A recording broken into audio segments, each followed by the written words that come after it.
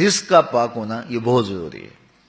اس طرح نظر کی پاکیزگی، اگر نظر پاک نہیں ہے تو عبادت کی لذتیں ہی نصیب نہیں ہو سکتی، عبادت کا سرور ہی نہیں آ سکتا.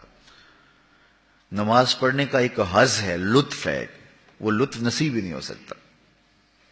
بندہ اللہ کے حضور پیش ہو رہا ہو تو واپسی جب آئے تو اس کے اوپر ایک کیفیت ہونی چاہیے، ایک باطن میں سرشاری ہونی چاہیے.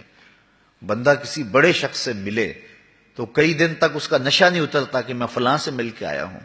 تو جو رب سے مل کر آئے تو اس کا بھی ایک نشہ ہے نا، لیکن چونکہ اس کی نظر پاک نہیں تھی اس لیے وہ ملاقات ہی ادھوری رہ گئی اس کی.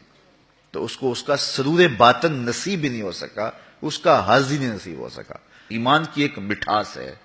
جیب میں پیسے ہونا تو اس کا اپنا ایک نشہ ہوتا ہے کہ میرے جیب میں 5 لاکھ روپیہ پڑا ہے. وہ آج کل وہ بچے ہیں اس عمر میں، اگر مہنگا موبائل ہو ہاتھ کے اندر تو اس کا ایک نشہ ہوتا ہے میرے ہاتھ میں اتنی قیمت کا موبائل ہے. تو جیب میں پیسے ہوں تو اس کا ایک نشہ ہوتا ہے، ہاتھ میں قیمتی موبائل ہو تو اس کی ایک کیفیت ہوتی ہے.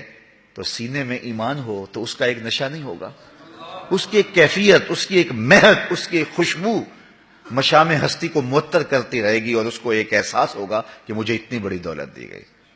لیکن وہ کیوں نصیب نہیں ہوتی؟ اس لیے کہ یہ 3 چیزیں نصیب نہیں ہوں گی. تو جب اللہ اس کے رسول کو ہر شے سے زیادہ محبوب نہیں جانیں گے، جو اپنے لیے پسند کرتے ہیں وہ اپنے مومن بھائی کے لیے پسند نہیں کریں گے. اور تیسرا، کفر کی طرف پلٹنا اتنا مشکل ہوگا کہ آگ میں جانا آسان ہوگا لیکن کفر کی طرف جانا مشکل ہوگا. جب تک یہ 3 چیزیں نہ ہوں تو فرمایا ایمان کی حلاوت، ایمان کی مٹھاس نصیب ہی نہیں ہوتی ہے.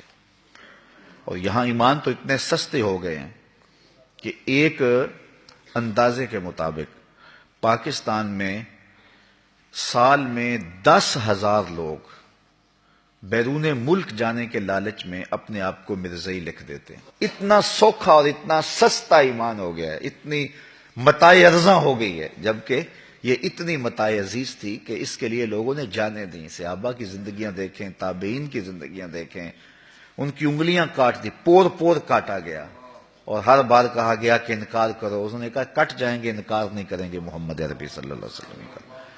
اور چند ٹگوں کے لیے، اچھا کھاتا پیتا شخص ہوتا ہے لیکن مزید دولت کی فراوانی کے لیے وہ اپنے آپ کو مرزائی لکھ دیتا ہے. اور کتنے لوگ ہیں اس متاع عزیز کو جو ہے وہ سستا کیے ہوئے ہیں.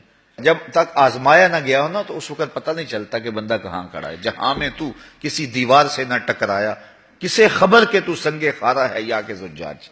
اقبال کہتا جب ٹکرائے گا نا تو کسی دیوار سے پھر پتہ چلے گا پتھر ہے یا شیشہ ہے. تو میں اور آپ جب کسی مشکل میں پڑے تو اس وقت پتہ چلتا ہے کہ ہمارا جو ہے وہ ایمان کہاں تک مضبوط ہے. وہ ایک خاتون تھی جس کا ذکر اقبال نے کیا ہے، تو اس کو انہوں نے اٹھا کر کے ایک اندھے کنویں کے کنارے کھڑا کیا اور کھڑا کر کے اس کے سامنے سانپوں اور بچھوؤں کے ٹوکرے اس کنویں کے اندر پھینکے اور پھینک کر کے کہا کہ اب تجھے بھی اس میں پھینکنا ہے. یہ اندھا اور ویران کنواں ہے، اس کے اندر بہت سارے بچھو اور سانپ پہلے ہی موجود تھے لیکن ہم نے تیرے سامنے اس لیے پھینکے ہیں کہ تمہیں یقین ہو جائے کہ اس کے اندر کتنے سانپ گئے ہیں تیرے سامنے اور کتنے بچھو ڈالے گئے ہیں. اب یا اپنے مذہب سے، اپنے دین سے منحرف ہو جا ورنہ دھکا دے دیں گے تجھے اس کے اندر. تو اس نے کہا مجھے 1 رات سوچنے کے لیے دے دو. تو اس کو 1 رات سوچنے کے لیے دی گئی اور صبح جب اس کو اٹھا کے دوبارہ اس کنویں کے کنارے پہ لایا گیا تو اس کو کہا بتا. اس نے کہا پھینک دو. اس نے کہا تو رات سوچا نہیں تھا؟ کہا میں سوچنے کے لیے رات اس لیے نہیں مانگی تھی، میں نے رات اس لیے مانگی تھی کہ میں جو ہے وہ اپنے اندر کو مضبوط کر لوں کہ جب میں اس کے اندر جاؤں گی تو سانپ میرے بدن سے چمٹ جائیں گے، بچھو میری بوٹیاں نوچیں گے اور سانپ مجھے چاروں طرف سے گھیر لیں گے. تو کہیں ایسا نہیں ہو کہ میں اندر جا کے کہیں منحرف ہو جاؤں. تو میں اپنے آپ کو مضبوط کرتی رہوں کہ جس نظریے پہ میں ہوں وہاں جا کے جو ہے میں اس نظریے پہ قائم رہتی ہوں یا نہیں قائم رہتی ہوں. تو میں اور آپ ذرا تصور میں اپنے آپ کو کسی ایسے اندھے کنویں کے کنارے پہ کھڑا کریں جس میں سانپ پھینکے گئے ہیں اور پھر ہمیں کہا جائے تو ہم کس جگہ پہ کھڑے ہیں. اگر ہم سب کچھ گوارا کریں گے اور ایمان سے منحرف نہیں ہو سکتے پھر مبارک ہو، اور اگر کمزوری محسوس کرتے ہیں تو پھر ضرور اپنے اندر تقویت پیدا کرنے کی کوشش کریں.